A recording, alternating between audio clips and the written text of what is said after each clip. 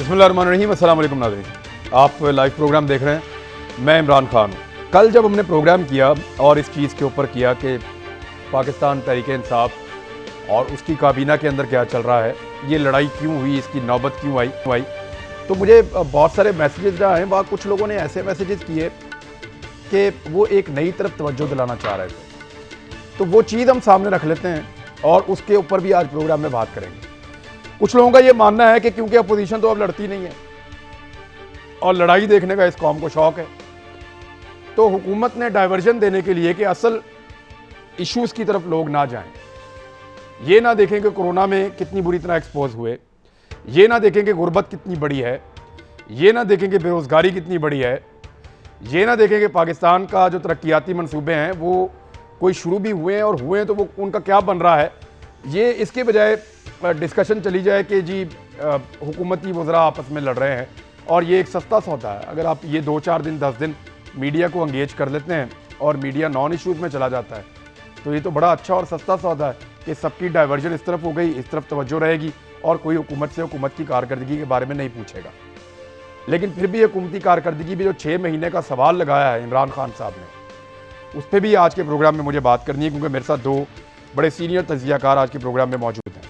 हमारे साथ हफीज़ुल्लाह नियाज़ी साहब मौजूद हैं, किसी तारुफ के मोहताज नहीं हैं। सर, बहुत शुक्रिया आपका ज्वाइन करने के लिए। अस्सलाम वालेकुम। हमारे साथ जनरल रिटायर अमजद शुएब साहब मौजूद हैं और अभी थोड़ी देर में ज्वाइन करते हैं। और हमारे साथ हुकूमत की नुमाइंदगी के लिए भी मौजूद होंगे डॉक्टर शहबाज गिल साहब। अभी वो दौरा करके आए मुख्तलिफ सूबों का और सिंध में उनकी एक वीडियो जो है वो बहुत ज़्यादा उसका शोर मच गया। वो एक हॉस्पिटल में चले गए DHQ में और वहाँ जाकर उन्होंने कहा जी ये DHQ की हालत है, और फिर वहाँ से उनको वीडियो के एंड में उन्होंने कहा कि मुझे निकलना पड़ेगा क्योंकि ये लोग इकट्ठे हो गए और मुझे कुछ बोल रहे हैं। तो उसके बाद फिर शहबाज गिल साहब वहाँ से निकल तो गए, लेकिन बाद में एक सियासत शुरू हो गई। मुख्तलिफ़ जगहों पे गए, मुख्तलिफ़ अस्पतालों का उन्होंने दौरा किया। पंजाब में गए और सॉल्ट रेंज में गए, फिर वहाँ से DI खान गए खैबर पख्तूनख्वा की तरफ, और फिर वहाँ से बलूचिस्तान गए और बलूचिस्तान से फिर सिंध गए। तो काम तो उन्होंने पूरा और पक्का किया कि मैं हर तरफ से घूमकर फिर सिंध पहुंचा हूं। लेकिन सिंध में जाने के बाद उनको एक ऐसा अस्पताल मिला जिसके ऊपर उन्होंने एक वीडियो बनाई और सारा जितना उनका ट्रैवल था उसका ख़र्चा पूरा हो गया। मैं ख़र्चा पूरा हो गया इसलिए कह रहा हूं कि वो एक ऐसी वीडियो है कि पॉलिटिकल आदमी को ये अगर नज़र आए तो फिर उसको फ़ायदा हो सकता है। अब शहबाज गिल साहब ने जाके ये अस्पताल दिखाया, ये उसके मनाज़िर आप देख रहे हैं। अच्छा, इसी तरह के अस्पताल सिंध में मैंने भी दिखाए थे, लेकिन वो तो बात है चंद साल पहले की। मैं उम्मीद नहीं कर रहा था कि अभी तक सिंध में अस्पताल ऐसे ही होंगे, क्योंकि इस साल मुझे जाना था तो ये कोविड की वजह से ट्रैवलिंग जो है वो हम नहीं कर पाए। तो मेरे दोस्त हैं अमीर अब्बास, उसने भी विज़िट किया, उसको ऐसी चीज़ें मिली। कामरान शाहिद साहब गए थे आज से चंद साल पहले, उनको भी ऐसी चीज़ें मिली थी। तो ये शहबाज गिल साहब को भी वैसी चीज़ें मिली हैं जब ये सिंध के दौरे पे गए हैं। तो ये चीज़ें बदलती क्यों नहीं हैं सिंध में, ये सवाल एक बड़ा इंपॉर्टेंट है। और खाली सिंध में नहीं, ये पंजाब में भी आपको मिलेगी ये चीज़ें। हमने यहाँ पंजाब से भी रिपोर्ट की हुई हैं। शहबाज गिल साहब एक्चुअली वहाँ तक पहुँचे नहीं, पंजाब में भी ऐसी चीज़ें मिलती हैं। और जो है वो बाकी बलूचिस्तान में तो बहुत ही शानदार किस्म की आपको ऐसे ऐसे शाकार देखने को मिल सकते हैं कि आप हैरान हो जाएं अगर बलूचिस्तान के फार फ्लंग एरियाज़ में आप चले जाएं तो। अब मेरे साथ जो मेहमान मौजूद हैं मैं उनके साथ बातचीत का आगाज़ कर लेता हूं। सबसे पहले हफीज़ुल्लाह नियाज़ी साहब, आप इसको क्या समझते हैं? कल कैबिनेट के अंदर जो लड़ाई का बेसिकली मुद्दा था वो ये था कि नॉन इलेक्टेड लोग, जो कारोबारी लोग हैं, जो टेक्नोक्रेट्स हैं, जो लॉबिस्ट हैं, वो लॉबिंग करके प्राइम मिनिस्टर के पास पहुंच गए और उन्होंने प्राइम मिनिस्टर को ट्रैप कर लिया है। अब वो फैसले करते हैं, उनके फैसले इंप्लीमेंट होते हैं। इवन यहां तक कहा गया मुबैना तौर पे कि कुछ फैसले नहीं भी होते और कहा जाता है जी ये हो गया। और एक प्राइम मिनिस्टर को और उनके प्राइम मिनिस्टर हाउस को और पूरी की पूरी गवर्नमेंट को ऐसा एक तासुर आया जैसे ट्रैप कर लिया कुछ लोगों ने, और जो मुंतखब अरकान असम्बली हैं और जो वज़रा है वो उस पर अब फट पड़े हैं। व्हाट यू से सर, आपको क्या लगता है? खान साहब, बात यह है कि आप ही के प्रोग्राम में शायद एक अरसा पहले इसी किसी और पैराए में बात हो रही थी और तब भी मैंने जो है मुअद्दबाना गुजारिश की थी कि ये हुकूमत ये दौर जो गुजर रहा है इसमें बेशुमार खराबियां हैं और ये सारी खराबियां जो है उसकी ज़िम्मेदार जो है ना इमरान खान है ना तहरीक इंसाफ है, लेकिन बहरहाल एक बहुत बड़े हिस्से की वो ज़िम्मेदार ज़रूर है। लेकिन जो खराबियां हैं वो पाकिस्तान की हमेशा से ना सिर्फ चूल्हे लाई रखी हैं बल्कि हमें इसका बहुत बड़ा जो है खमियाजा भुगतना पड़ा है कि कई मरलों पे। 1971 में हम पाकिस्तान तोड़वा बैठे। अब मसला क्या है जिसकी तरफ हम पहलू तय करते हैं और जान का अगमाज बरतते हैं, यह है कि हम एक सियासी अदम इस्तेकाम है जो कि अपनी पूरी तरीके से जब भी हम इसको ठीक करने की कोशिश करते हैं और वो सुधर नहीं पाता कि हम एक नया बुरान ले आते हैं सियासी। जाहिर है उसका जिम्मेदार ना इमरान खान है, ना नवाज शरीफ है, ना कोई पिछला दौर है, ना उससे पिछला दौर है। एक तसलसल है जो उसके अंदर एक लंबी तारीख है और आपका प्रोग्राम उसके मुताबिक नहीं हो सकता। दूसरा मसला इक्तिसादी बुरान।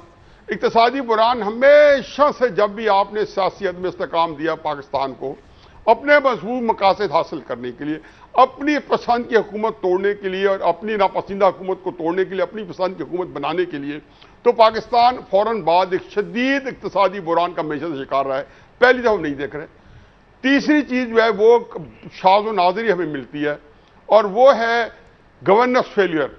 या 71 के अंदर देखा था गवर्नेंस फेलियर का मुराद होती है कि जो ब्यूरोक्रेसी होती है जिसके बारे में फरीद आजम साहब भी कह चुके हैं, वुज़रा भी ऑन एंड ऑफ कहते रहते हैं, और यही चीज जो थी 1970-71 के अंदर देखने में आई थी और उसके बाद ये दूसरे में देखने में आई है कि पूरा इस वक्त रियासती निज़ाम जो है वो तितर बितर है या एक ऐसे अबतरी का शिकार है कि जिसको कहना चाहिए कि न जाए मान जो पायर अफदन।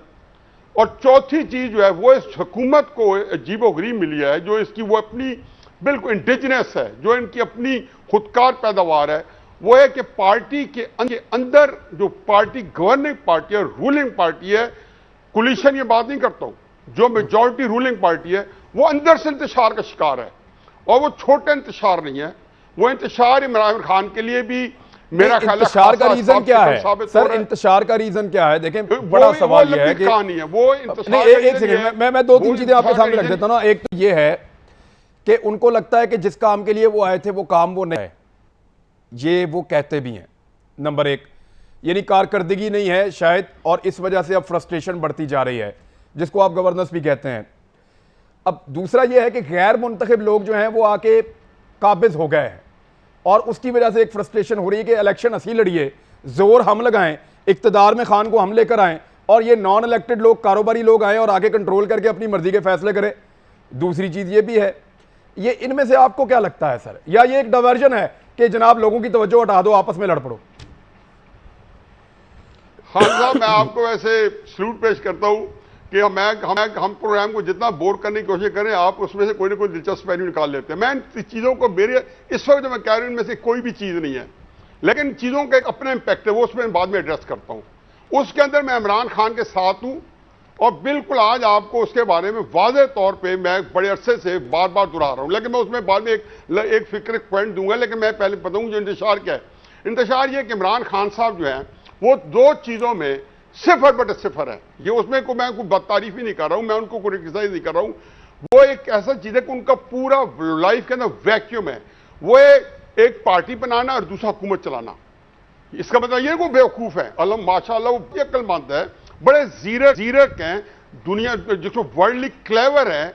वो कई मामलात के अंदर लोगों को शशदर कर रखा है, जो लोग उनसे मुतल्लिक है और करते रहेंगे। वो अपने कार्ड बड़े खूबसूरती से खेलते हैं, लेकिन हुकूमत चलाना ये उनकी बॉल गेम नहीं है। ये आप कितनी दफा उनको चला लेंगे वो हर दफा नाकाम होंगे।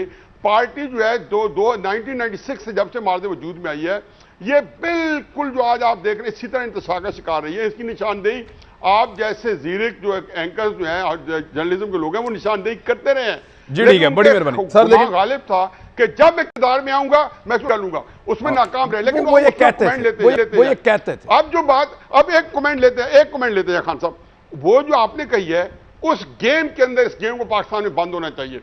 ये गेम 1953 से शुरू है। ये इमरान खान के साथ ये प्रॉब्लम नहीं है, ये जो नॉन इलेक्ट्रिक का बहाना बना लेना, दो चार को हवा दे देना, टीवी बिठा देना, ये 1953-54 से देख रहे हैं। ये चाहे जुनेजो अपना हैंड पिक, चाहे इमरान खान हैंड पिक हो, चाहे जी जमात ठीक है, चले आपका सर पॉइंट आ गया। मैं देखें हुकूमत के ज्यादा करीब से उसको वॉच कर रहे हैं शहबाज गिल साहब, वो उसका हिस्सा है। मैं कहता हूं कि उनसे हम पूछ लें कि एक्चुअली चल क्या रहा है सर। इतनी सारी स्पेकुलेशंस हैं शहबाज गिल साहब। कुछ लोग कहते हैं कि अंदर पार्टी के फूट पड़ गई है, कुछ लोग कहते हैं पार्टी उस तरफ जा ही नहीं रही जिस तरफ को वो इमरान खान साहब हमें लेकर चले थे कि जनाब ये हमारा रास्ता है, इधर हमने जाना है और आओ मेरे साथ चलो। सब हम साथ चले तो खान साहब ने रास्ता बदल लिया है यू टर्न लेके। अब कुछ लोग कह रहे हैं गैर मुंतखब लोग हैं, उन्होंने आके हाईजैक, हर एक की अपनी अपनी है ना। तो आप वहां करीब से बैठ के क्या देख रहे हैं, ये क्या हो रहा है? बहुत शुक्रिया इमरान। इमरान देखिए, दो तीन चीज़ें देखनी पड़ेगी। जो भी ऐसे लोग हैं, ज़रूर हमारी इस पार्लियामेंट में भी ऐसे लोग हैं, हमारी पार्टी में भी, जो खुद से जीत के आए हैं। मीन के उनका मेजर वोट बैंक शायद उनका अपना होगा, चंद होंगे उंगलियों में गिने चुने वाले। बाकी जो 95 से 98% लोग हैं, वो तमाम लोग वो हैं जिनको खान साहब ने टिकट दिया और वो इलेक्ट हुए। वो बिल्कुल उसी तरीके से है जैसे खान साहब ने किसी को सेनेट का टिकट दिया, किसी को कौमी असम्बली का टिकट दिया और किसी को उन्होंने एडवाइज़र या SAPM का टिकट दिया। उनमें से बहुत सारे दोस्त ऐसे, अगर वो खुद लड़ते इलेक्शन खान साहब की टिकट के बगैर तो वो इलेक्टेड ना होते, आज शायद चंद हज़ार वोट होते। खान साहब का टिकट ऐड हुआ तो वो हो गया। उसमें से कुछ अब हमारे SAPM ऐसे भी हैं जिन्होंने इलेक्शन लड़ा और वो बिल्कुल लाख लाख वोट के करीब उन्होंने लिया और वो हार गए, तो वो SAPM आ गए। ऐसे लोग भी हैं जो हमारी गवर्नमेंट का आज सुनहरा चेहरा हैं, जिनकी वजह से हमारी इज़्ज़त में इजाफा हुआ और वो इलेक्टेड नहीं है, सानिया निश्तर साहबा। सो कहने का मतलब ये है कि ये एक बेवकूफ़ी बेमानी एक बहस है जो कि कई दफ़ा हमारे कुछ दोस्त जो हैं जिनको पार्टी के जो अंदर बात करनी चाहिए वो डिसिप्लिन का ख्याल ना रखते हुए पार्टी के बाहर जाके वो बात करते हैं, जिस पे अगर फौरी तौर पर सरजनिश ना भी हो तो ये यकीन रखिए कि लॉन्ग टर्म में डिसिप्लिन किया जाता है उन दोस्तों को और किया जाएगा। उसकी वजह यह है कि ये तो मुनासिब नहीं है ना कि पार्टी की जो अंदर की बात, मसला आपका और आपके प्रोड्यूसर का किसी चीज़ के ऊपर भी इशू हो सकता है आपकी पूरी टीम का, बट इट डजंट मीन कि आप जैसे ही कैमरा ऑन हो तो आप उस पर वो स्टेटमेंट दें कि जी आज तो मेरी जो एनालाई टीम है उन्होंने ये ख़राब किया है, तो अगली दफ़ा तो उनका वो हौसला नहीं होगा। तो आपके अंदर बहुत सारे मामला होते हैं। लेकिन इसको मैं वंस फॉर ऑल सेटल कर दूं कि इस टाइम पार्लियामेंट में जो एक वाज़े बड़ी अक्सरियत मेंबरान की बैठी हुई है, वो इसलिए बैठी हुई है कि इमरान खान साहब ने 24 साल जद्दोजहद की। अगर इमरान खान साहब 24 साल जद्दोजहद ना करते और उस जद्दोजहद में बहुत लंबे अरसे तक हफीजुल्लाह न्याजी साहब ने भी इमरान खान साहब को अपना लीडर माना, हफीजुल्लाह न्याजी साहब ने भी आज जो वो 0/0 नंबर दे रहे हैं उनमें 100/100 नंबर दिए, इमरान खान साहब के पीछे खड़े हुए, इमरान खान साहब के बाजू उठा उठा के नारे मारे, इमरान खान साहब का झंडा उठा के ये चलते रहे पीछे। जिस तरीके से वो हमारे कायद हैं, इसी तरीके से सालों साल हफीजुल्लाह न्याजी साहब के भी वो कायद रहे। वो फिर पता नहीं क्या हो गया, वो तो आपको इनसे पूछना पड़ना है कि अचानक क्या हो गया। उनकी आंखें खुल गई सर और आपकी अभी नहीं खुली, अगर ये कहें वो तो फिर देखें। ये तो अपना अपना तजुर्बा है ना सर, उनको तजुर्बा हो गया, उन्होंने कहा छोड़ो मैं गलत तरफ जा रहा हूं जी। हफीजुल्लाह न्याजी की आंखें पहले खुल गई, फवाद चौधरी की अब खुल रही हैं सर। अच्छा बात सुन ले, मेरी बात सुन ले। मैं ये कह रहा हूं कि ये तो हफीज भाई बताएंगे कि वो क्या हुआ कि एक दिन अचानक ये सुबह उठे और इन्हें पता चला कि वो जिनके पीछे ये जिनको लीडर समझते थे उन्होंने ओवरनाइट क्या ऐसा कर दिया कि ये उसके बाद रोज बैठ के टीवी पे उनको क्रिटिसाइज करते। इन्होंने अपना अव्वलीन फर्ज बना लिया है, हालांकि ये इनका पेशा नहीं था ये टेलीविजन पे आके बैठना है। लिखने पढ़ने वाले आदमी हैं, ज्यादा इनका किताबें लिखने पढ़ने से इनका शगफ था, लेकिन ये बैठ के टेलीविजन पे लोगों से लड़ते हैं दिन रात और मकसद सिर्फ एक है कि इमरान खान पे तनकीद करके जाके खाना खाना है रोज शाम में अपने घर, वरना शायद वो हजम नहीं होता। तो मेरे भाई हैं, ये बड़े हैं मेरे से उम्र में, मैं इनका अदब करता हूं, लेकिन ये एक पॉलिटिकल एनालिसिस कर रहा हूं। मेरे ख्याल में हफीजुल्लाह न्याजी साहब को हम डिस्कस नहीं कर रहे थे, हम डिस्कस करते इमरान खान को, आप लेकर आ गए। अच्छा, नहीं, हम आपके लीडर को डिस्कस कर रहे हैं, आप हमारे लीडर को डिस्कस करना शुरू कर दिया। मुझे अच्छे लगते हैं इसलिए मैं उन्हें डिस्कस कर रहा हूं। सर आप अपने लीडर तक रखें ना। मुझे अब ऐसा तो ना करें ना जैसे आजादी राय आपके पास है तो मेरे दिल को भी आजादी दें। ये असल में हमारे पार्टी के कारकुन रहे हुए हैं, हमारे लीडर के ये कारकुन रहे हुए हैं और बड़े साल रहे हुए हैं। जैसे मैं नारे मारता हूं अपने लीडर के, ये भी नारे मारते रहे मेरे लीडर के, तो एक उनसियत तो है ना इनकी। अच्छा चले, मैं गिल साहब समझ गया हूं अब आप क्या कर रहे हैं हमारे साथ। अच्छा आप आगे चलते हैं, क्विकली चलें, फिर चलना है तो मैं फिर। अच्छा आप आगे चलते हैं जी। मैं सिर्फ एक खत्म कर दूं बात। तो एक तो ये बात आज तय है कि ये जो unelected, elected, SAPM, adviser, MNA, senators, ये तमाम के तमाम जो हैं, ये पार्टी की 24 साल जो इमरान खान साहब की 24 साल की जो कुर्बानी है उसके बाद मार्जे वजूद में आया है। मतलब मैं एक जानता हूं, बहुत ही मेरे मोहतरम है, उनको इलेक्शन से 14 दिन पहले टिकट मिला, वो 10-15 हजार की लीड से फिर भी जीते, उन्होंने कैंपेन ही नहीं की थी। कराची में जो हमने इतनी सारी सीट्स ली, पंजाब में इतनी सारी सीट्स ली, KP में तो चले सबको पता ही पता है। तो ये अगर खान साहब का टिकट ना सर होता, आपने एक मिनट गिल साहब प्लीज यार देखें, कुछ काम बड़े अजीब किए हैं खान साहब ने, कुछ काम बहुत अजीब किए खान साहब ने। 3 महीने पहले आपको लगते होंगे ना, सर देखे ना, हर बंदे की सोच है। अब लगते हैं तो कहने तो देना सर। उस्मान बुज़दार आपको 3 महीने पहले मिले, लाके आप उसको पंजाब का चीफ मिनिस्टर बुला दें, और उस्मान बुज़दार ने जो फिर पंजाब के साथ किया वो आपके सामने है। अब मैं चलें, न्याजी साहब आप कुछ कहना चाह रहे हैं, आप बात कर, मैं बताता हूं सर। एक सेकंड, मैं बताता हूं, मैं इसका जवाब देता हूं। न्याजी साहब की बात तो सुन लें, मैं इसका जवाब देता हूं। सर रज़ाक दाऊद और नदीम बाबर कहां से आ गए सर? वो तो 2 कदम नहीं चले खान के साथ। न्याजी साहब ने कुछ ना कुछ खान साहब के लिए बुराई बोलना है, तो वो तो पहले ही तो सर कोई नहीं सर, आप अच्छा बोल दीजिएगा, बाद में बैलेंस कर दीजिएगा। मैं जनरल साहब को भरपूर टाइम देना चाह रहा हूं, तो इसलिए मैं चाह रहा हूं जनरल साहब को अगली ब्रेक में शिफ्ट करूंगा। लेकिन न्याजी साहब क्विकली रिस्पॉन्ड कर दे, मैं ब्रेक के बाद जनरल साहब से बात करूंगा। जी खान साहब, मैं आप जनरल साहब से बुलवा लें, औज़ु बिल्लाहि मिनश शैतानिर रजीम, बिस्मिल्लाहिर रहमानिर रहीम। मैं उसके बाद जो है ये दोबारा इसके आगे अर्ज कर दूंगा। शहबाज गिल साहब जो है बड़े बड़े बड़े दिल लुभाने वाले आदमी हैं, और खूबसूरत अंदाज से बात की है, और जिस खूबसूरत अंदाज से उन्होंने मेरी मदद सराही की है, ये उससे ज्यादा वो कहता है कि खूब हमसे थोड़ा सा गिला भी सुन ले, तो वो जरा मैं थोड़ा सा बताऊंगा, क्योंकि वो आपको मजा नहीं आएगा। अच्छा किया इन्होंने ब्रेक के बाद नाज़रीन टॉपिक छेड़ा, ताकि मेरा ख्याल है इनके साथ थोड़ी सी आज नहीं, हमने टॉपिक हमने जो है हफीजुल्लाह नियाज़ी के ऊपर प्रोग्राम नहीं करना। न्याज़ी साहब इस बात का ख्याल रखना है, आपने अपना मिशन नहीं छोड़ना, आपका फोकस वही रहना चाहिए। सर 1 मिनट सर, उनका फोकस खराब नहीं होने देना मैंने। अब अगर शहबाज गिल ने अगर मेरे मुतालिक थोड़ा सा जो है यकीन आने, मैं बड़ा खुश हूँ। मैं हमेशा से बड़े पुरएतमाद बात करते हैं, बड़ी खूबसूरत बात करते हैं, प्रोफेसर वाली बात करते हैं, कहती मैं प्रोफेसर हूँ और मुस्तकम प्रोफेसर हैं। लेकिन एक फिक्रे के बाद मैं बाकी बात अपने हिस्से में करूँगा कि नमा आया सोने आ, तो इसके बारे में बताऊँगा कि ये चूँकि इनका थोड़ा सा कॉन्फ्लिक्ट ऑफ इंटरेस्ट है, अनइलेक्टेड है, तो मैं अगर इस पोजीशन पार्टी होता तहरीक इंसाफ की इन तरह 2 ग्रुपों में, तो मैं कहता मैं क्वालिफाई नहीं करता हूँ। लेकिन शहबाज गिल साहब का यह है कि वो इस मारे में उनका इतमाद जो उसमें दाद देता हूं कि वो क्वालिफाई करते। एक फिक्र जरूर सुनते जाएं कि मेरा इनको, चूंकि नए आए हैं, इनको मेरा इमरान खान के रिलेशन का कोई इदराक नहीं है। दूसरी बात यह है कि इनके लिए अर्ज है कि मैं तहरीक इंसाफ का एक आने का, एक पाई का मेंबर नहीं बना कभी भी।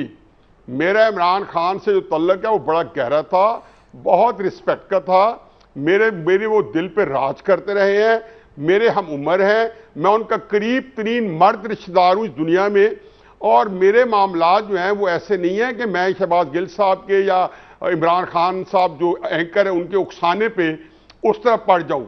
बाकी सियासी तौर मेरे ख्याल में इसको बारे में जो रवैया है वो मैं आज एक फिक्र कहूंगा कि जो सियासी तौर पे मैं इमरान खान साहब पे जो उफ्ताद नवाज शरीफ पे पड़ी रही है वो उफ्ताद पड़ेगी, तो मेरा ख्याल है ये सारे लोग भाग जाएंगे।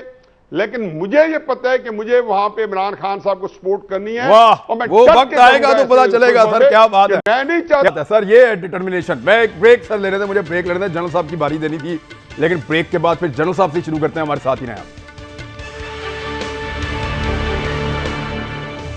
वेलकम बैक नाजरीन। जी जनरल साहब, रियली सॉरी पहली ब्रेक में आपसे हम बात नहीं कर सके, लेकिन यहां से शुरू करते हैं कि आपको क्या समझ आ रही है। आपने हुकूमत को सुना, आपने सीनियर तज्जियाकार हफीजुल्लाह नियाज़ी साहब को सुना, उनके अपने कुछ फेयर्स हैं, उनको लगता है कि ये मामला ऐसे क्योंकि पुराने चल रहे हैं, आगे चलते रहेंगे।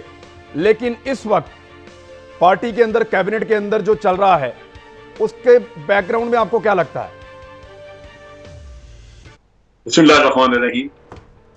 देखिए, अगर हम फवाद चौधरी के रेफरेंस से बात करें कि उसने जो डिस्क्लोजर्स किए, तो पहली बात तो ये कि फवाद चौधरी का ये काम गैर जिम्मेदाराना उसकी हरकत थी, ये उसको करना नहीं चाहिए था, क्योंकि पार्टियों में डिफरेंसेस वगैरह तो होते हैं, लेकिन ये चीजें पार्टियों के अंदर ही डिस्कस होती हैं। और जो उसने चीजें बात की, वैसे वो बहुत सारी चीजें तो हमें पहले भी पता थी, उसका जिक्र तस्करा मीडिया में या इधर उधर लोग करते ही रहते थे।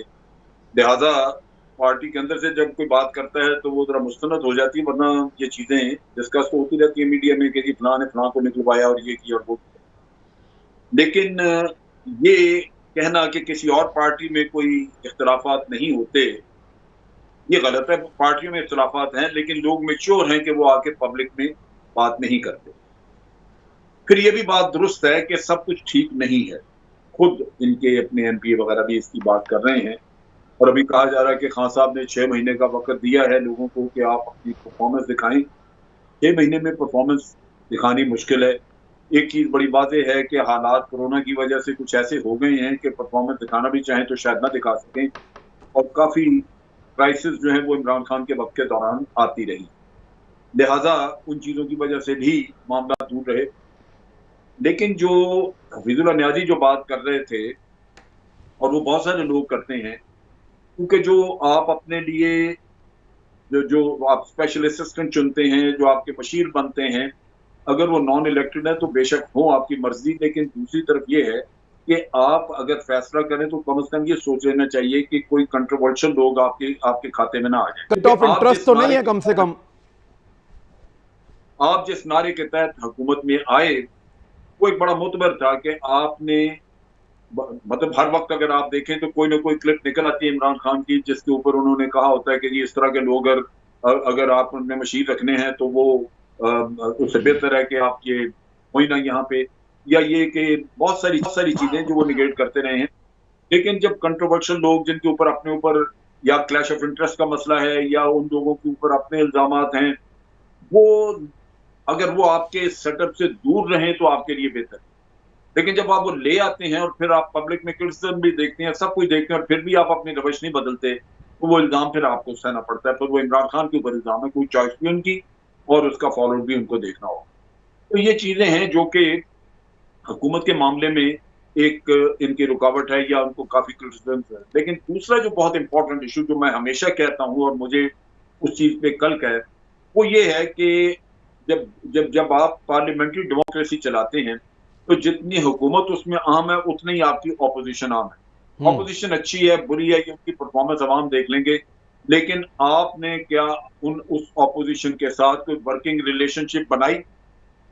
खान साहब अगर हाथ भी मिलाने को तैयार ना हो तो ऑपोजिशन तो यहाँ मौजूद है, वो आपको इसी तरह तंग करती रहेगी, या उसकी जो भी होगा उसकी सर, कोई अपोजिशन कंट्रीब्यूशन किस नहीं खेत होगी। की मूली है? अपोजिशन तो कुछ कर ही नहीं पा रही, इसीलिए तो आपस में लड़ना पड़ रहा है उनको। अपोजिशन तो लड़ती नहीं उनसे। लेकिन ऑपोजिशन को पार्लियामेंट में एक्सपोज किया जा सकता है, लेकिन उनको साथ लेके तो चलना है। देखिए ना, बात चीजें ऐसी हैं जैसे आपकी इकोनॉमी का मसला है। अगर आज इकोनॉमी के लिए आपको सख्त फैसले करें तो इकोनॉमी 2 साल में ठीक नहीं हो जाएगी, आपको शायद अगली हुकूमत को भी पास करनी पड़े, और वो भी इसी, अगर आज वो ऑन बोर्ड होंगे तो वो मैय्यज आपके चलते रहें। कश्मीर का मसला है उस पर आपने ऑन बोर्ड लेना है, टेररिज्म का मसला उस पर आपने ऑन बोर्ड लेना है। बहुत सारे इश्यूज ऐसे हैं जो कि सिर्फ आपकी जिम्मेदारी नहीं है, ये कोई रोजाना के डे टू डे डिसीजंस नहीं है, ये वो किस्से हैं, या जिस तरह बाहर से आज थ्रेट की बात हम करते हैं, ये वो चीजें हैं जिनके ऊपर आपका एक कंसेंसस चाहिए और आपको एक वर्किंग रिलेशनशिप रखनी चाहिए ताकि आप उनको इतना कॉन्फिडेंस दें कि वो अपनी कंट्रीब्यूशन कर सकें। अगर आप धत्कारते रहेंगे तो पार्लियामेंट में आके यही चलता रहेगा, एक दूसरे के ऊपर गंद उछालते रहेंगे और वो बात आगे बढ़ेगी नहीं। तो मेरी तो सोच ये कहती है कि ये जरूरी था कि आप एक वर्किंग रिलेशनशिप पार्लियामेंट में या बाहर भी ऑपोजिशन के साथ रखते, ताकि आपको मशावरत का मौका मिलता रहता और ये अकेले आपके कंधों पे बोझ ना होता कि जनाब ये जो नेशनल इश्यूज थे उसके ऊपर आपने फैसला कर दिया, लिहाजा उसका नतीजा कल ये निकला। वो कौमी सतह पे फैसला होना चाहिए था और उसके लिए ऑपोजिशन को शामिल। ठीक है, अब जरा मैं, आपने शहबाज गिल साहब के, आपने सारिया निश्तर की मिसाल दी, मैं आपकी मिसाल दे देता हूं, और 4-5 लोग वहां पे काम कर रहे हैं, वो लोग गैर मुंतखब लोग हैं, लेकिन सर कन्फ्लिक्ट ऑफ इंटरेस्ट नहीं है। जब आप नदीम बाबर को लेके आते हैं, कारोबार करता हुआ आदमी, लॉबिस्ट, जो एक पावर सेक्टर का एक बहुत बड़ा जाइंट है, जब आप रजाक दाऊद को लेकर आते हैं तो फिर नजर आता है कॉन्फ्लिक्ट ऑफ इंटरेस्ट। और उसके बाद बार बार अखबारात में स्टोरीज छपती हैं कि जनाब इस आदमी के वहां मौजूद होने से ये नुकसान हो गया, इस आदमी के वहां मौजूद होने से इसने ये फायदा ले लिया। तो फिर जब वो स्टोरीज छपेंगी, कॉन्फ्लिक्ट ऑफ इंटरेस्ट होगा, तो ये तो हमें खान साहब ने पढ़ाया था कि सवाल उठाना है उसके बाद।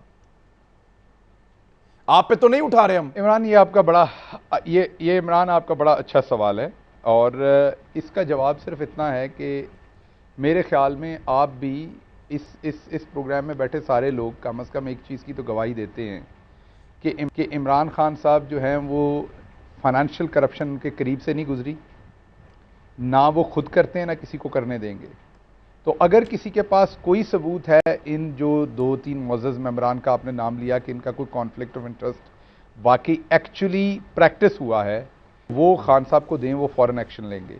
लेकिन हमारे मुल्क में ये भी तो एक रिवाज है ना, आपने देखा है कि यहाँ सबको एक हमाम में खड़े करना है, सबको करप्ट कहना है, और उससे फ़ायदा होता है जो सबसे बड़ा करप्ट है उसका, क्योंकि उसका इंटरेस्ट ही ये है कि बाकी सबको भी करप्ट कहो। सर मैं बता देता हूं आपको, सर मैं कॉन्फ्लिक्ट ऑफ इंटरेस्ट की मिसालें आपको दे देता हूं। सर देखें, आपने कहा कि वो तो खुसरू बख्तियार का भाई है, आपने कहा खुसरू बख्तियार का भाई है, तो वो कॉन्फ्लिक्ट ऑफ इंटरेस्ट कैसे हो सकता है? खुसरू बख्तियार हुकूमत में है, उसका एक जो भाई कारोबार करता है वो हुकूमत में नहीं है।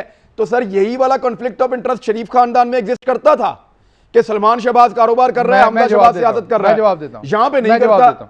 मैं जवाब देता हूं, अपने लिए रूल्स है ना। जवाब दे, मैं इसका जवाब देता हूं। आपने खुसरो बख्तियार साहब की बात की, मैं आपको इसका जवाब देता हूं। देखें, अगर तो खुसरो बख्तियार साहब का भाई पंजाब में चीफ मिनिस्टर होता, एक डिसाइसिव पोजीशन पे होता, तो फिर मैं आपकी बात मान लेता। लेकिन अब उनके भाइयों के ऊपर आप सियासत बंद तो नहीं कर सकते, हम शरीफ फैमिली पे भी बंद नहीं करते।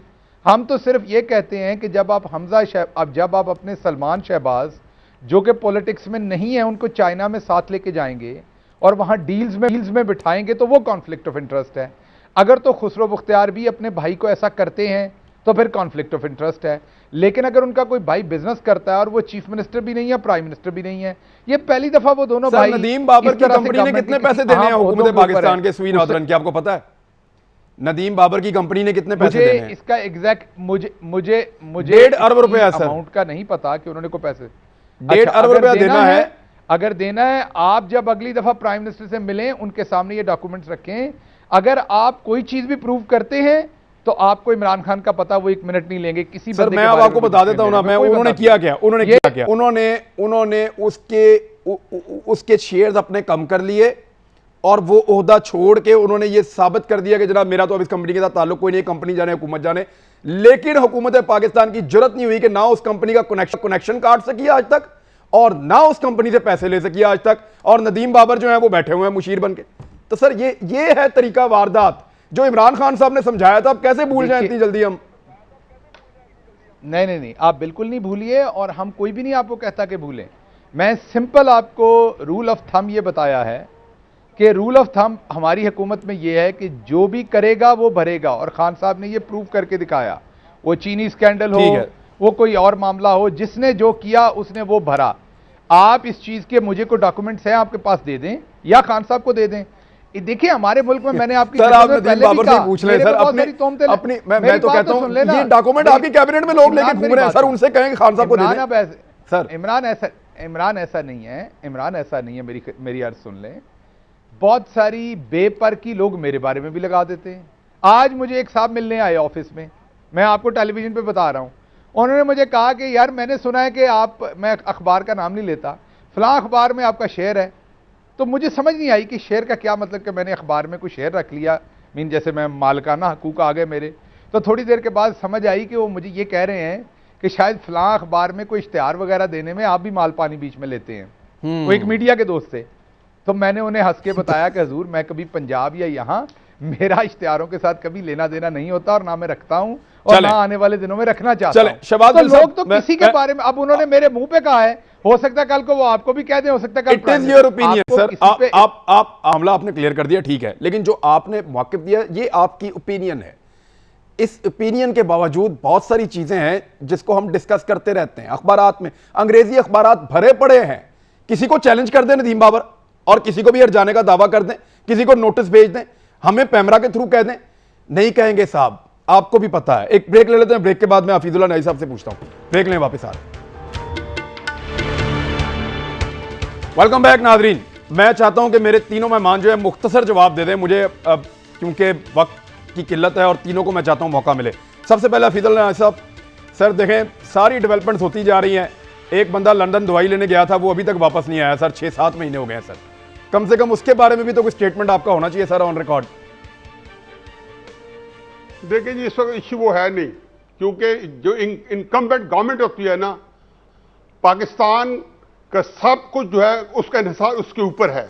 अब भूल जाएंगे वो आते नहीं आते, बर्बाद कर गए, आबाद कर गए, क्या बनेगा क्या नहीं बनेगा, आएंगे क्या करेंगे, नहीं आएंगे क्या बनेगा। मुझे दो फिक्रे मुझे जरूर कहने दें सर। ये खाना बदोश, ये फसली बटेरे, ये बहारों के झमघटे, ये पत्थर की तन्हाइयां खान साहब की है जो अक्रॉस द कॉर्नर है, जो कि दहलीज पे खड़ी है। मैं सिर्फ ये बता रहा हूं कि इस कड़े वक्त के अंदर मैं उनके साथ खड़ा हूंगा, क्योंकि मुझे पता है कि ये उनकी जरूरत नहीं है, ये पाकिस्तान की जरूरत है कि हर वक्त पाकिस्तान का ये खिलवाड़ बंद होना चाहिए। आप अपनी मर्जी से नवाज शरीफ को इंस्टॉल कर दें, फिर आप कहें मिटा दिया, जुनेजो को लिया मिटा दिया, इमरान खान को लिया मिटा दिया। सर आपने बार बार कहा ना इस बारे में न्याय साहब, मैं मेरे साथ जनरल साहब बैठे हैं, जो कुछ है जो कुछ है ये कड़े वक्त है। जनरल साहब ये जुल्म बंद होना चाहिए, हफीजुल्ला न्याय साहब कह रहे हैं। इमरान खान साहब को जो मियां वाली की सीट है ये मैंने ही कॉप करके दी थी और जी ठीक है। अब सर वक्त हुए कम है सर, जनरल साहब को मौके ले लें। जनरल साहब ये जो है ना जुल्म बंद होना चाहिए सर। वो कड़ा वक्त इमरान खान पे आने वाला और न्याजी साहब खान साहब के साथ खड़े होंगे इंशाअल्लाह। वो तो आने वाले वक्त की बात है, अल्लाह बेहतर जानता है, लेकिन अभी तक तो न्याजी साहब दिन रात उधेड़ते रहते हैं इमरान खान। जब भी आ चुका इन्होंने जनरल साहब जो मैं काम कर रहा हूं बड़ा मुश्किल काम है, आसान काम नहीं है सर। हफीजुल्ला साहब, आपने एक फर्ज जो है ना वो बहुत ही बखूबी निभाया और वो है इमरान खान को उधेड़ना। सुबह शाम दोपहर ये 3 वक्त का जैसे राशन नहीं किसी को देते, ये जनरल साहब आपका हुस्न जानना है, जनरल साहब आपका हुस्न जानना है, क्योंकि आपके ज़हन में प्रीकंसीव्ड है आपका। देखो मेरा एक एनालिसिस करना और ओपिनियन रखना मेरा हक है, आपका भी हक है। मैं आपके ख्याल ये नहीं कहता हूं कि आपका एक प्रीकंसीव्ड थॉट है और आप एक ही चीज नहीं सर, आपकी एक राय है और उसका एहतराम है। ये आपके ख्याल है और मैं उसका एहतराम सर। जनरल साहब की बात तो सुन लें, मैं बात कर लूं जी। आप गिल साहब क्विकली बता दें, 20 सेकंड है जी क्विकली। ये पहली बात तो जनरल साहब का, ये पहली बात तो जनरल साहब का, अच्छा ये पहली बात तो जनरल साहब का हुस्ने जन नहीं हुस्ने कान है, क्योंकि वो अपने कान से रोज सुनते हैं जो हफीजुल्ला साहब करते हैं।